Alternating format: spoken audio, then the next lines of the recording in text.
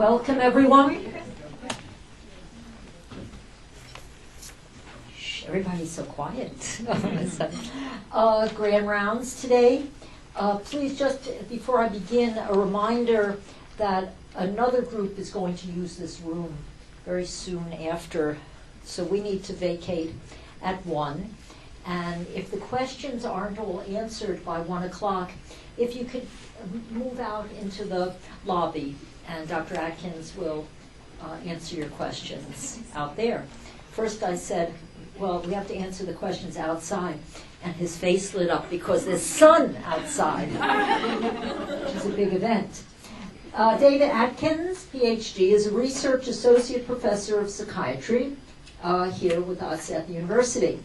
Dr. Atkins received his doctorate in clinical psychology at UW in 2003 and currently focuses primarily on applied statistics and methodology. He directs the data core at the Center for the Study of Health and Risk Behaviors and serves as a statistical consultant and co-investigator on a variety of federally funded and international grants. Dr. Atkins is also currently involved in interdisciplinary research with colleagues in engineering and computer science, applying text mining and speech signal processing methods to psychotherapy. The ultimate goal of his work is to develop automated methods of psychotherapy evaluation and insights into the mechanisms of why psychotherapy works. Dr. Atkins. All right, thank you so much. I want to begin by thanking Sharon and the other folks associated with Grand Rounds for inviting me to talk with you all today.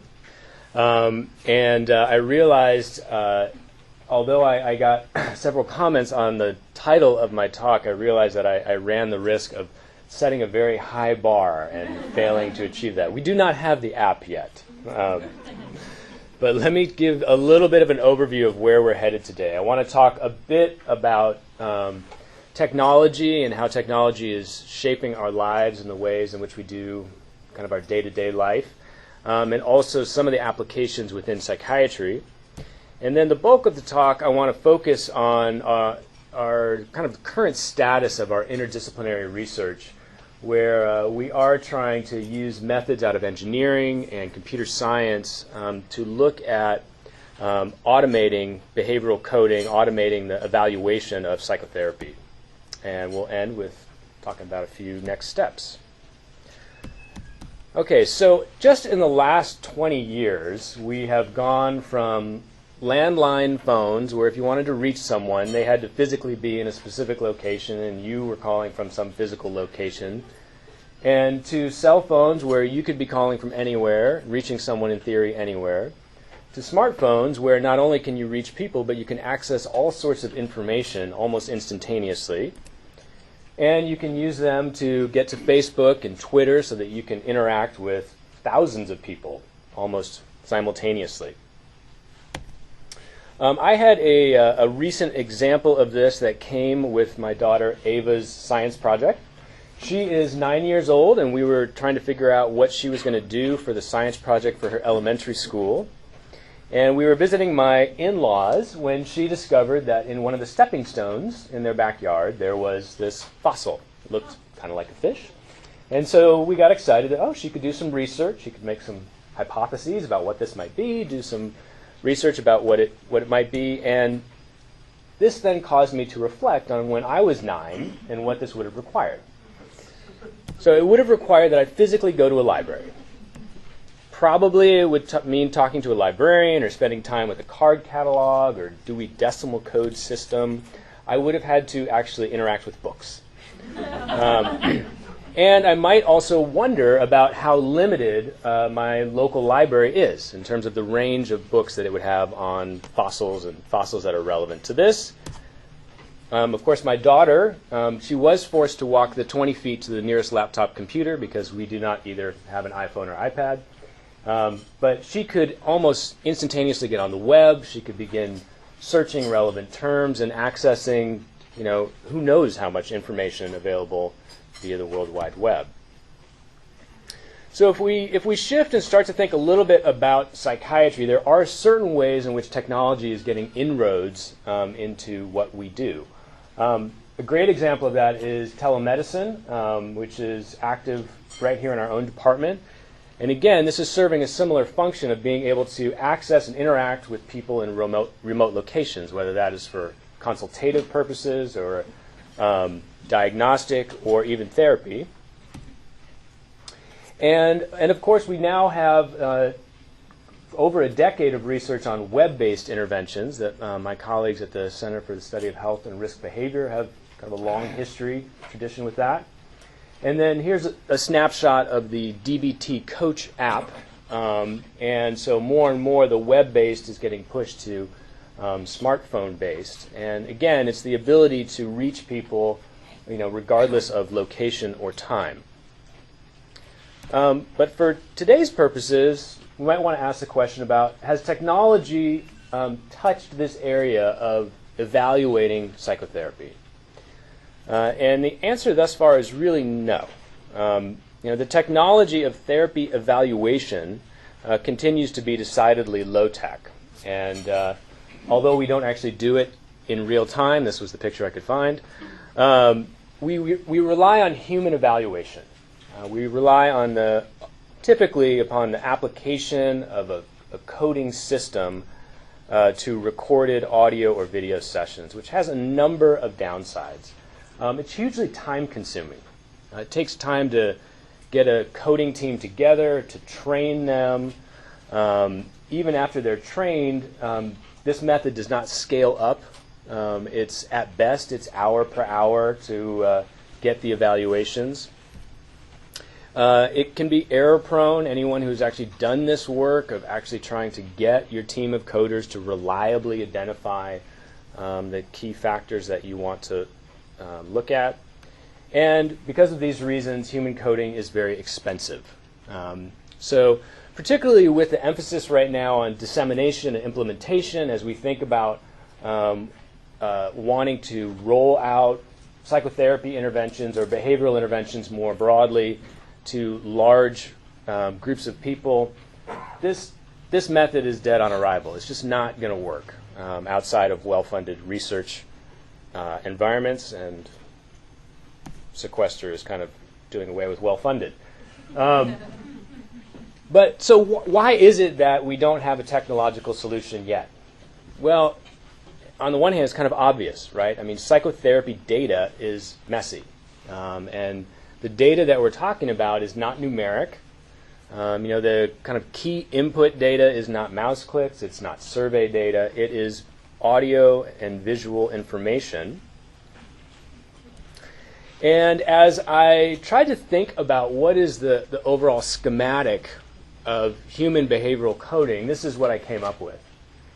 Is that our input data is either audio or video signal, and then inherent in that we have at least three different kinds of information. We have acoustic information, we have the tone and the prosody of the voice, we have semantic information, all the words that are getting spoken and what they mean. We have visual information such as gestures and posture. And these serve as inputs to some kind of evaluation model. And this is our coding system, right? There's some systematized method or model that is telling us these are the important things to look for. Here's how to rate them. In motivational interviewing, empathy is a key thing that we rate, and so there's going to be a description of what empathy is, what it's not, how to identify it, when it is kind of high versus low, and then the result of all that is our evaluation. So the goal of our research project is to dip into some basic science fields, sorry that that's a little bit low on this slide, of engineering and computer science, and we're using some of their methods such as speech signal processing, which we're going to be talking more about if that's an unfamiliar term, and text mining to try and automate the evaluation of psychotherapy. And this is starting with motivational interviewing, though in theory it should be applicable to a wide range of behavioral interventions. Okay. So given what I have just said about our goals, you may think then that our model looks something like this. Unless you have some familiarity with speech signal processing and text mining and can kind of make the bridge to psychotherapy, it may just seem like you're starting with audio and video signal and some miracle happens inside the computer, and then you'll get an evaluation. And so my goal today, really the bulk of the rest of my talk, is to try and unpack what actually is happening in this middle box. What are the necessary steps and tools that we are pursuing in order to achieve our work? And so here is a little more detailed schematic of what we're calling our system architecture. And our colleague Panos Georgiou at USC nicknamed it the Auto Mighty, because Mighty is the behavioral coding system, the motivational interviewing treatment integrity system. So I am going to be spending time stepping through each one of these pieces. So if you're out there kind of peering at that and wondering what those mean, don't worry. That's where we're headed. And just to introduce the team, this is actually a little bit of an older picture. We have a more recent one from a bar near USC, but I was not able to get a copy of that recently. But this is a great interdisciplinary collaboration. A couple of my colleagues here at UW are present. Chris Dunn is working with us, and Rebecca Marin Cordero. I don't see anyone else off the top of my head. But we're working with a crew of electrical engineers at USC and some folks in cognitive and computer science at UC Irvine. Okay. So this all starts for us with an audio recording. We are not working with video, though in theory at some point in the future we might. And the quality of the audio matters. In contrast to, if we think about the audio requirement for human consumption, it's really that it's interpretable to us. It's loud enough, there's not too much background noise that we cannot decipher what's being heard. And although there's not a specific threshold, basically better quality gets better processing. And my electrical engineering colleagues have made this point again and again. So one of the first things that happens is that we actually estimate the signal-to-noise ratio in the incoming signal. So there are algorithms and methods for actually detecting how much spoken language signal is there relative to the background noise, ambient noise in the audio signal. And in some cases, we basically fail at this point. We say we can't use this audio. Now, on a somewhat more optimistic note, some of the previous work has been done using recordings of couple therapy sessions that were done on handheld VHS recorders in the late 90s. And so I'm optimistic that if we can work with that, we can work with more modern digital recordings. The second kind of preliminary audio processing task is voice activity detection. Essentially, we want to know at every point in this audio stream, is somebody speaking or not? That's relevant at a global level because most of what we want to know, that is, most of what we want to code, relates to people talking. But at a more engineering signal processing level, it's useful for all sorts of things in terms of detecting when speakers have changed, detecting the beginning and ending of utterances, and even detecting the beginning and ending of words, all of which are relevant for what we're doing. And just give a little shout out to my USC colleagues who are part of the Signal Analysis and Interpretation Lab, or SAIL, who are spearheading really the front end of all of this work I'm talking about today. So a second key task is identifying who is who in the audio session. So again, somewhat similar to our previous topic of audio quality, we could actually get around a lot of problems here by just having a better setup for recording. That is, if we had a patient and a therapist separately mic'd, then we wouldn't even need to worry about this task because we would have separate channels for their audio. We almost never have that thus far. And so we have to deal with this topic of speaker segmentation. And so that is basically taking a single incoming audio stream and at every tenth of a second trying to identify, is this speaker A or speaker B who's speaking? And thankfully, the colleagues at SAIL have been, one of their areas of research is in this topic. And so they have been on the forefront of developing automated methods to essentially make use of the unique acoustic features of each individual to identify who's speaking at any one point in time. So I just made reference to this idea of acoustic features, and so let me say a little bit about what those are. At the most general level, they're basically things that we can measure out of an audio recording of spoken language. Speech is a complex sound wave, and so there are all sorts of quantities that we can estimate out of it. I'm going to mention a few that are more interpretable or intuitive, though there are between 40 and 60 that my colleagues often work with. So the first one, and by far the most widely studied, is called F0, which is also sometimes called the fundamental frequency.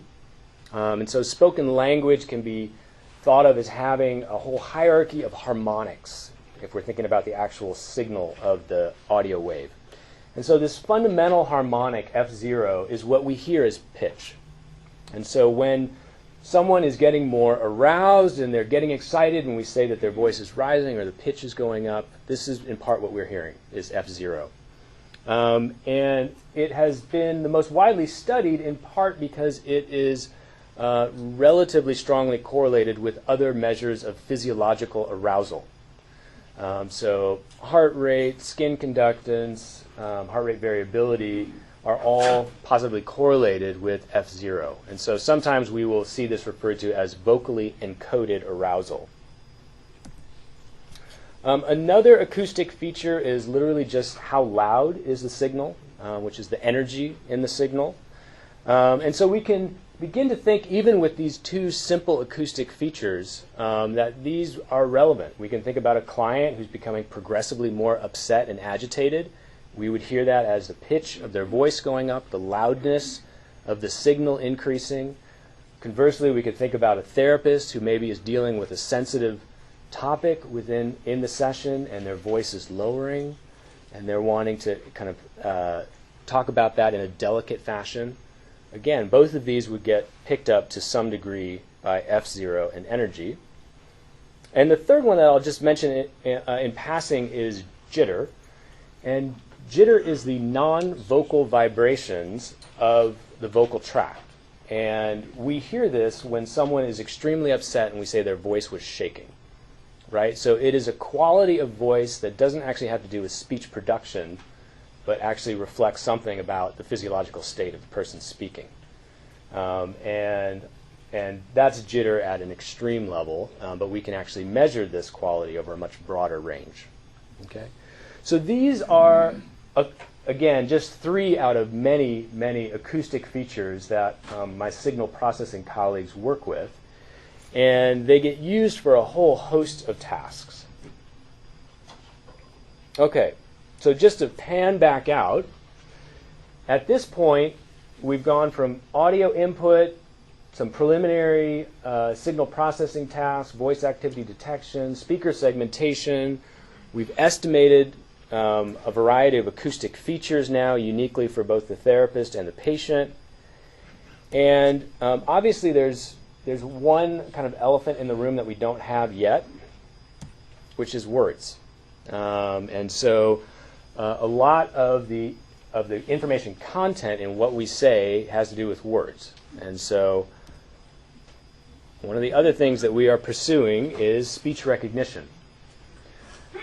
So many of you probably have at least some passing familiarity with speech recognition, whether you got in on the early front with Dragon Naturally Speaking or IBM's Via Voice, or whether you now have a fancy phone that my friends show me can do these kinds of things.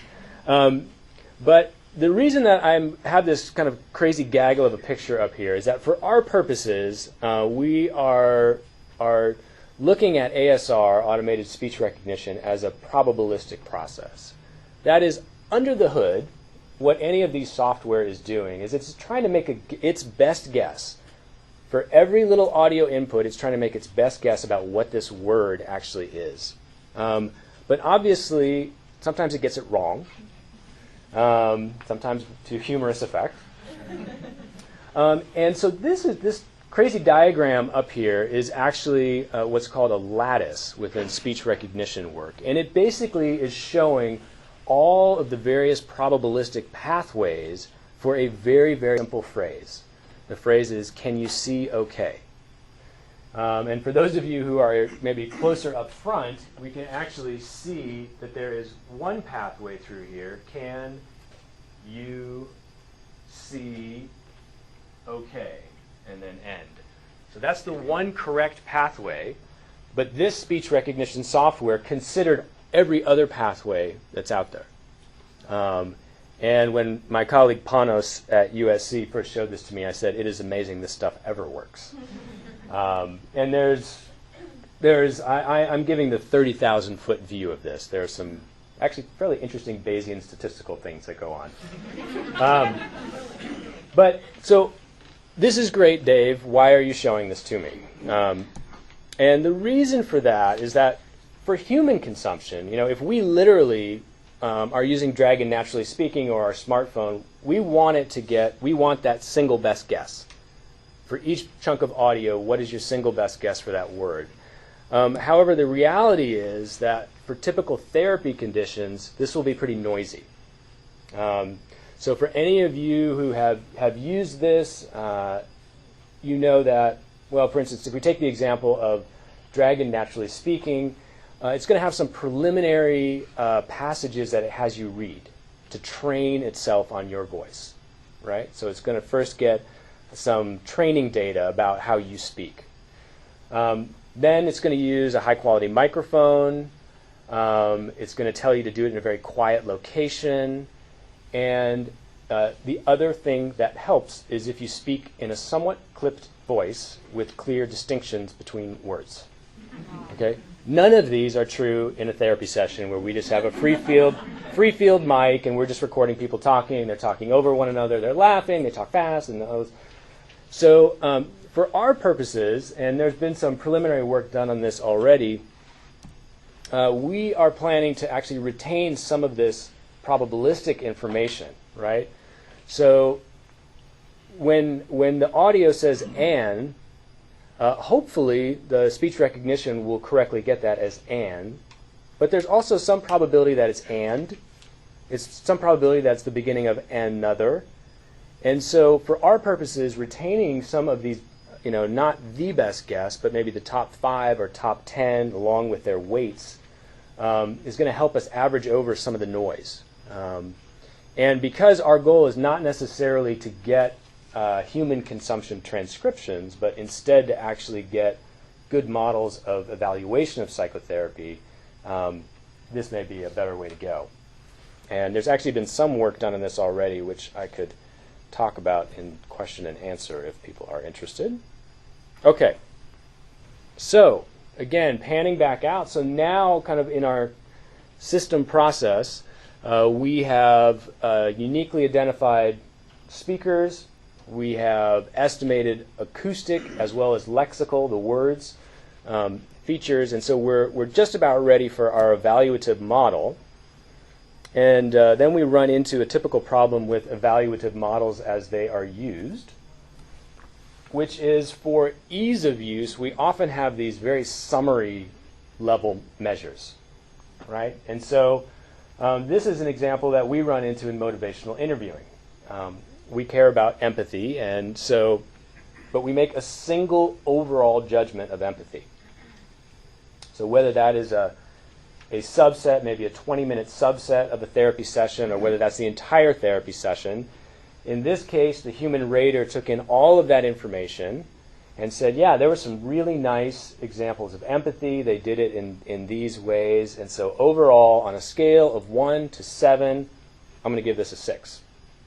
So the problem is that it's the needle in the haystack, right? There's a whole bunch of that session that was probably irrelevant for empathy.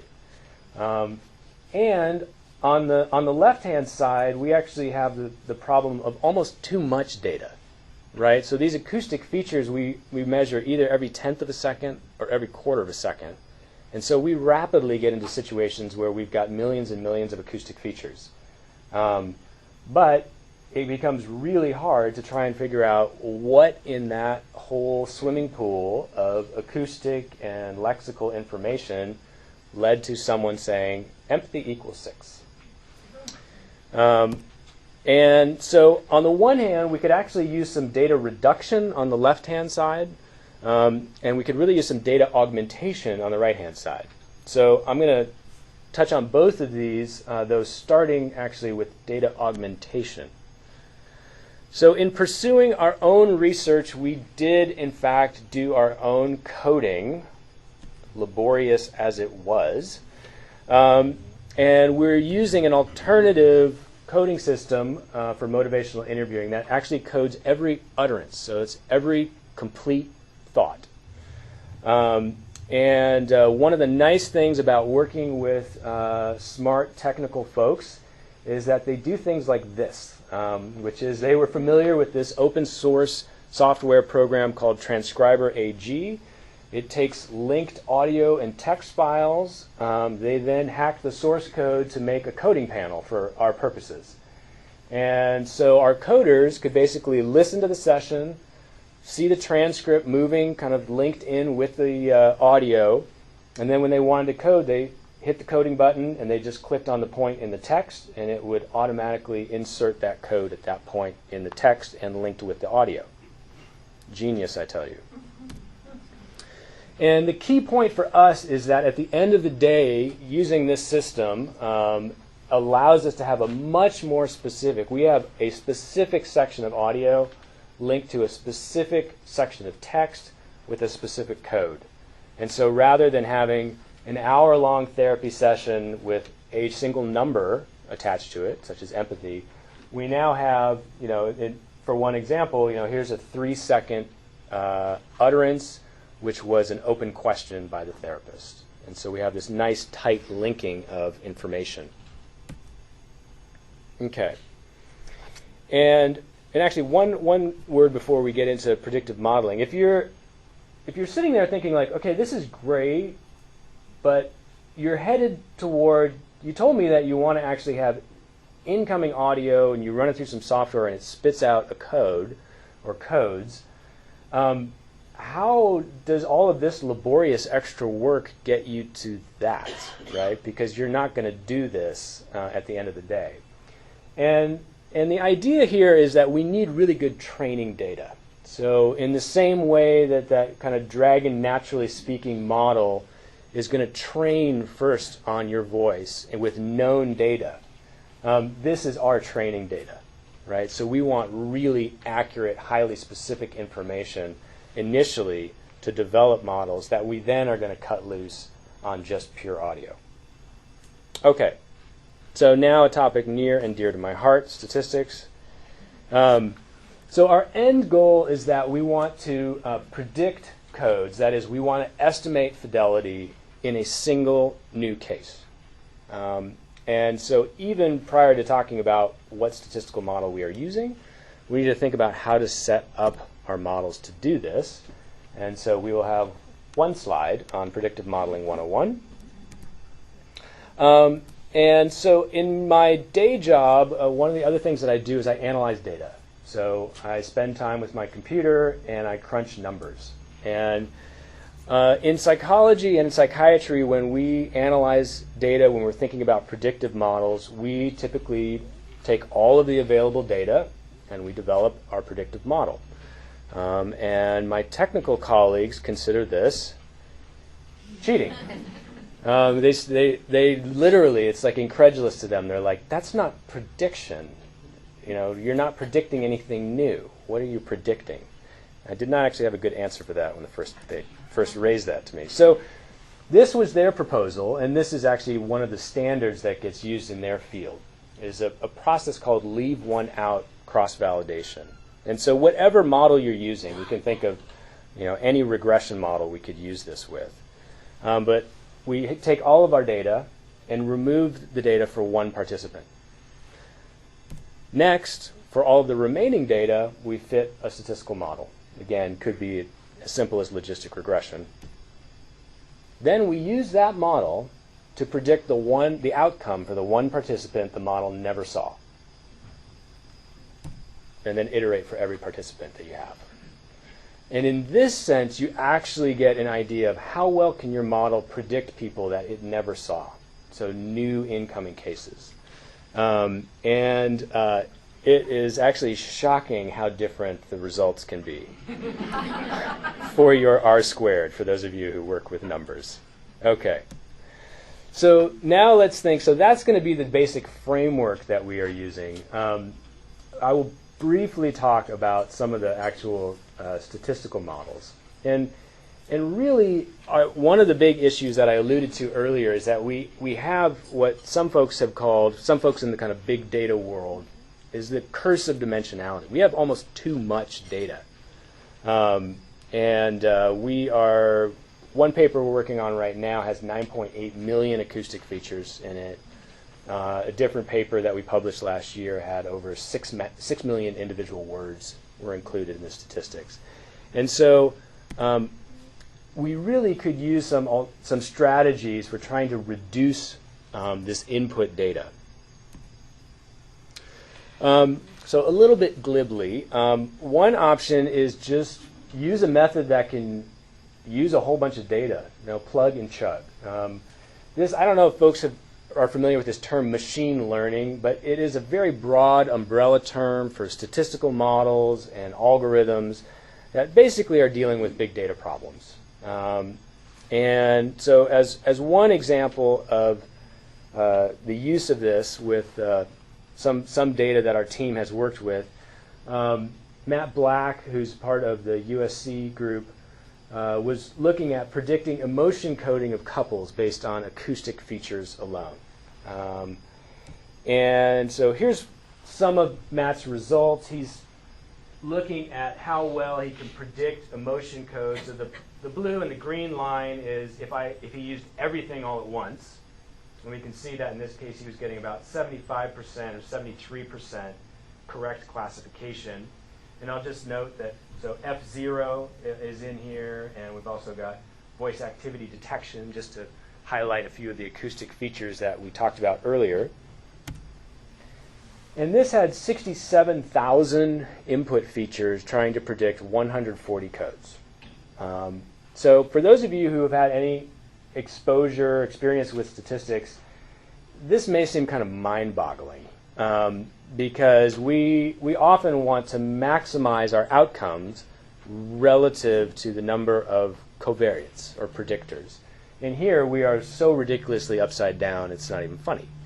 And I'll just note in passing that this scenario actually shows up in a variety of places. Another common place where we get upside down like this is with genetic data, where we might have information on 40,000 different genes, but we only know the cancer status of 100 or 200 people.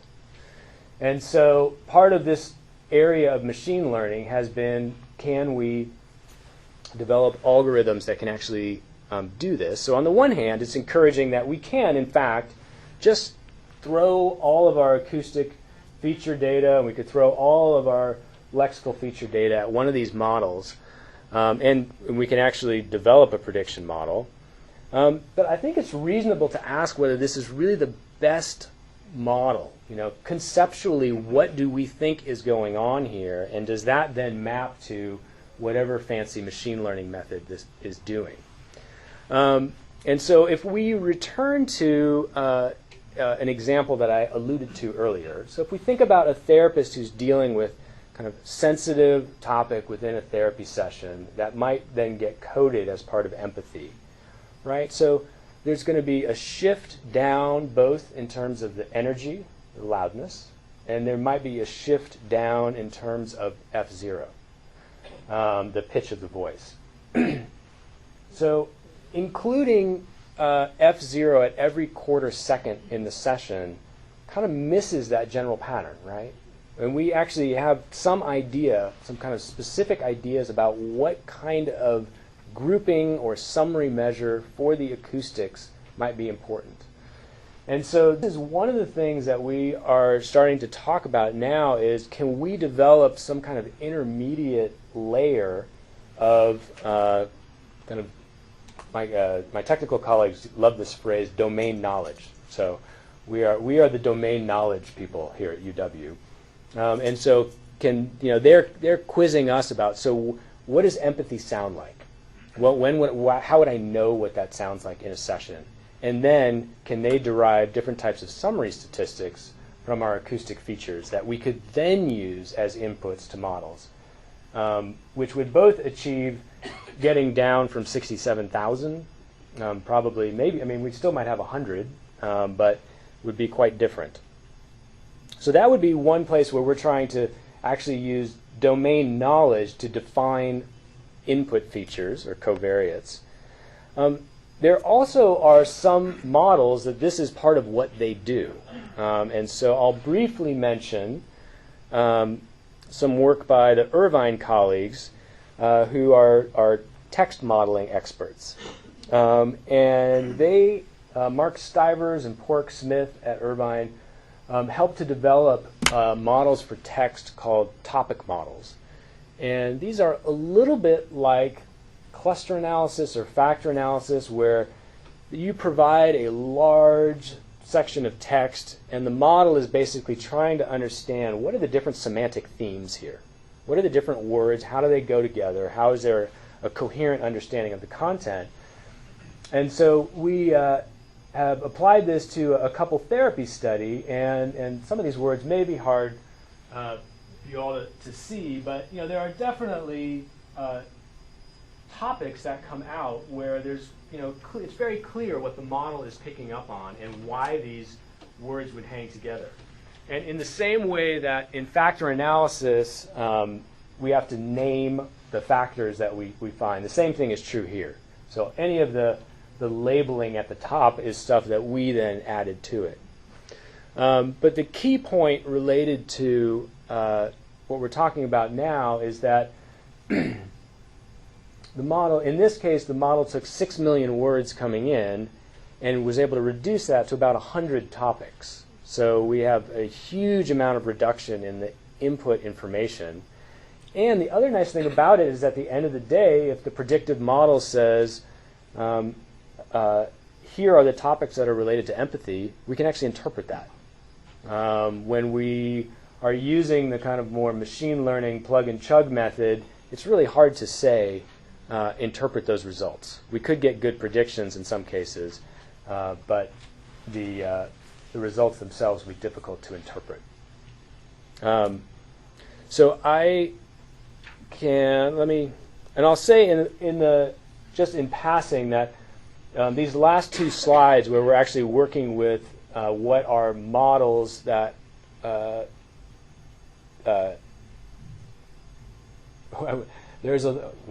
I'm trying to say is that there's a huge amount of work on our project going on right now on these topics. So what types of models and how best can we develop models that take acoustic inputs or lexical inputs and predict codes? And so I'd be happy to expand on that a bit more.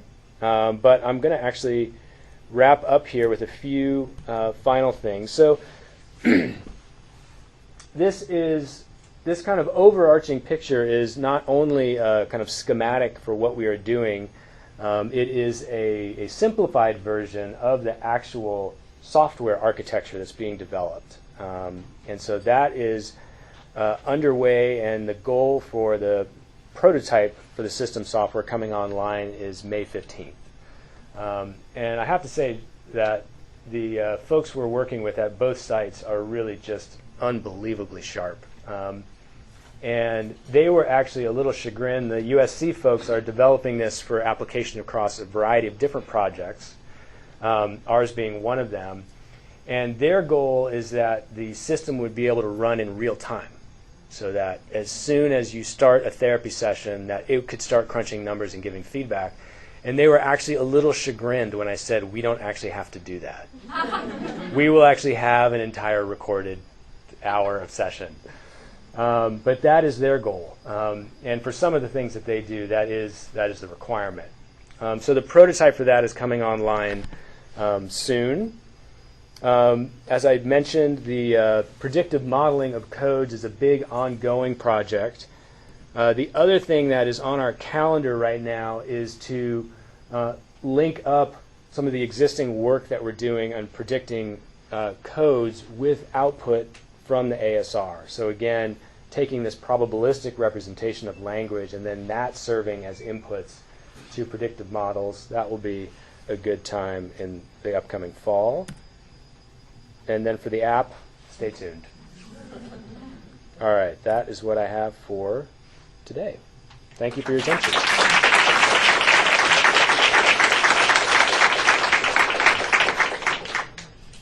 All right, so in theory, there's potentially questions that are coming in. There are no questions. I won't take it personally. Yes? Have you tried to measure empathy by looking at the patterns, the similarities? So if one person says something in one pattern, if the therapist says it back, similar pattern, that's more empathic than... Wow, that was such a wonderful question because we have 2 papers on that right now. So yeah, one of the empathy is a very interesting topic. I'm supposed to repeat the question. The question was, have we examined in empathy whether there is a kind of similarity pattern? Is that related to empathy, or at least that's my rephrasing. So empathy is actually a very interesting topic that we're studying, in that there's actually reasonably good evidence that empathy across a whole host of disorders and psychotherapies is related to good stuff. Like, it just is robustly related to good treatment outcomes. When you look at how it is operationalized in terms of the research, it is oftentimes you will find face-valid clinical definitions that are really challenging for research. So it is seeing through the other person's eyes. It is sharing the felt experience of the other person. And all of us can say, yes, we can see that that's face valid, but what is that actually? How would I study that? And so some colleagues of mine, Zach Immel, who's at the University of Utah, is taking the lead on this, is kind of coming at empathy through a basic science model called the perception action model of empathy.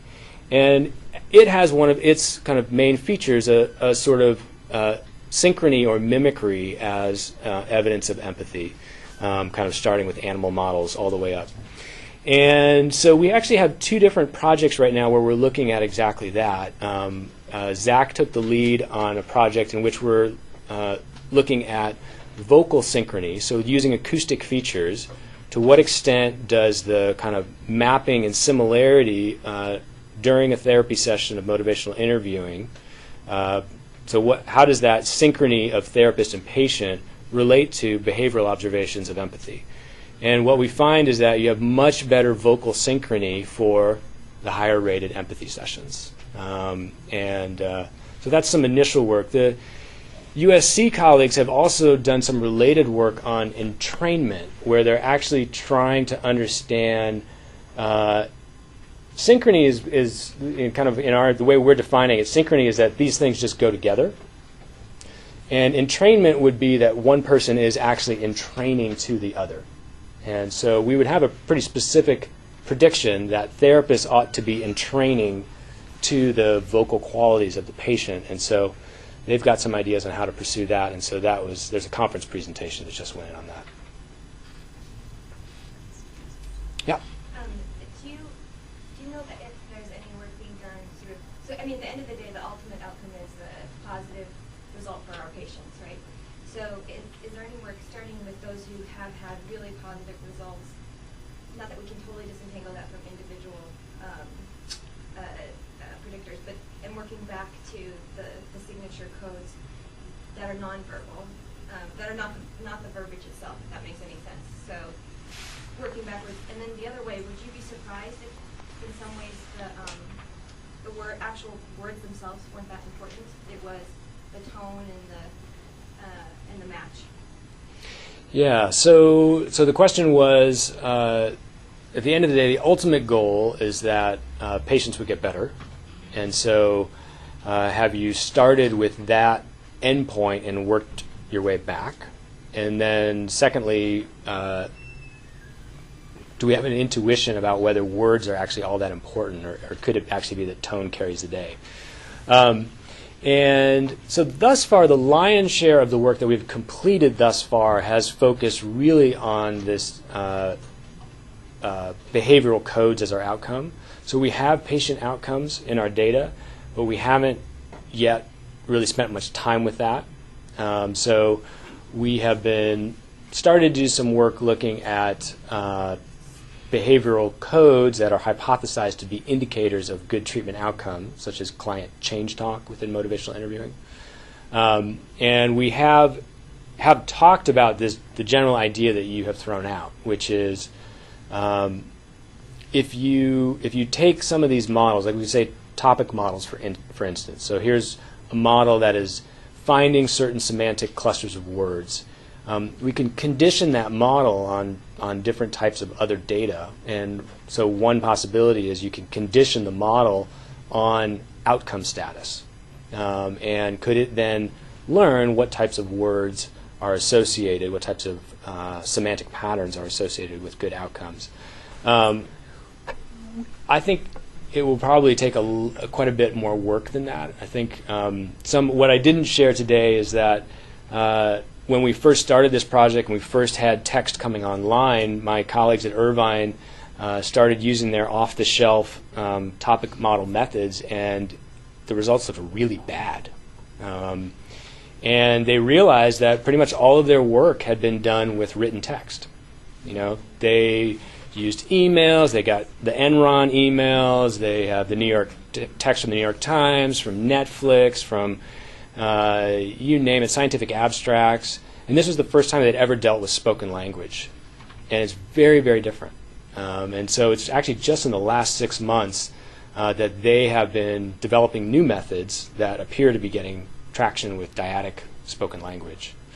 In terms of tone versus words, I think it's an interesting question. I mean, there's the classic study that Chris threw at me one time, which was from like 30 or 40 years ago, where they took recorded interactions of surgeons with their patients and masked the content of the language, so it sounded a little bit like the Peanuts, it's kind of wah, wah, wah, wah, so you could hear the tone but not actually the words. And then they just had people rate it, positive, warm, whatever. And they could successfully predict, based on these tonal qualities, which surgeons had been sued for malpractice. Right?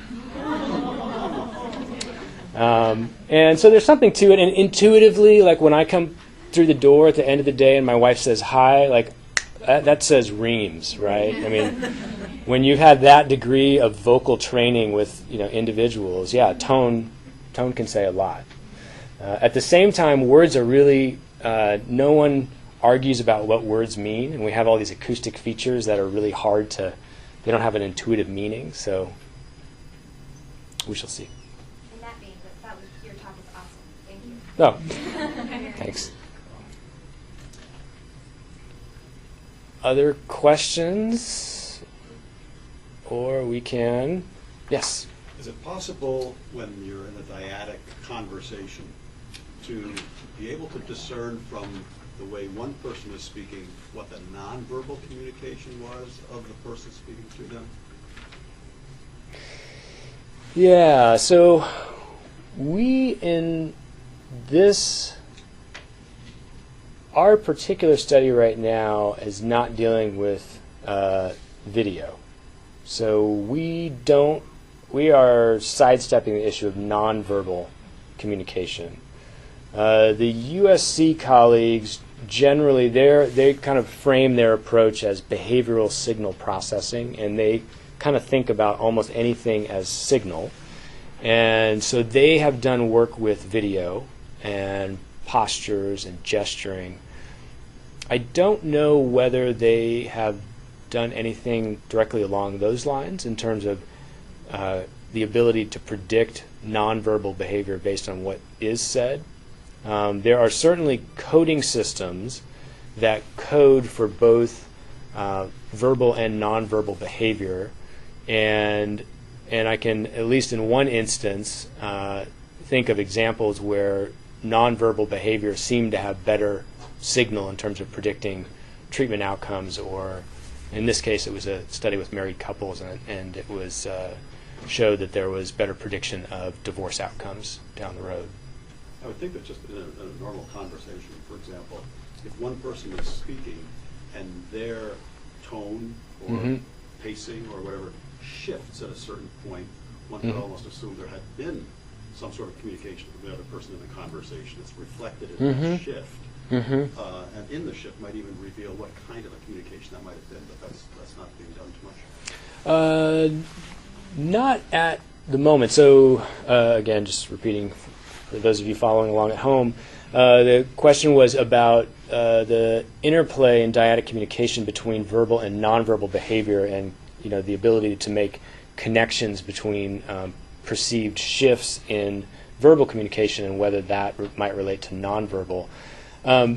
There is some work ongoing by colleagues that are looking at the idea of reactivity in dyadic communication, so this idea of abrupt shifts.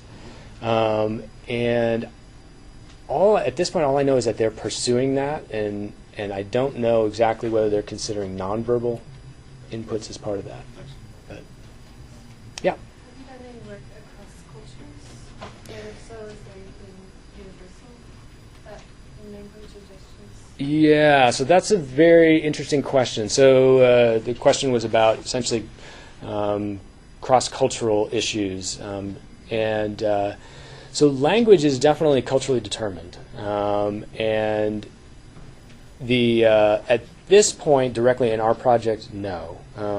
The colleagues at USC have done quite a bit of speech recognition and speech transcription work across cultures, and so they are, and we're currently, well, actually we have done a bit of work with some German collaborators where we are finding that vocal patterns between American couples and vocal patterns between German couples are pretty different. And it's kind of stereotypical. American couples are more volatile, they're more engaged, you see much more dynamic range in their vocal qualities relative to German couples. And so we've been wrestling a little bit with that in terms of how do we understand what, that basically we might have culturally bound models for vocal expression of distress. In this case, there were two kind of side-by-side studies, both dealing with women who had breast cancer and their partners, and one was done in the U.S. and one was done in Germany. And so you have this kind of setting for a very distressful, and they're supposed to talk for 10 minutes about their experience of breast cancer. Great question. Well, we should probably wrap up, given Sharon's admonition about someone coming in afterwards.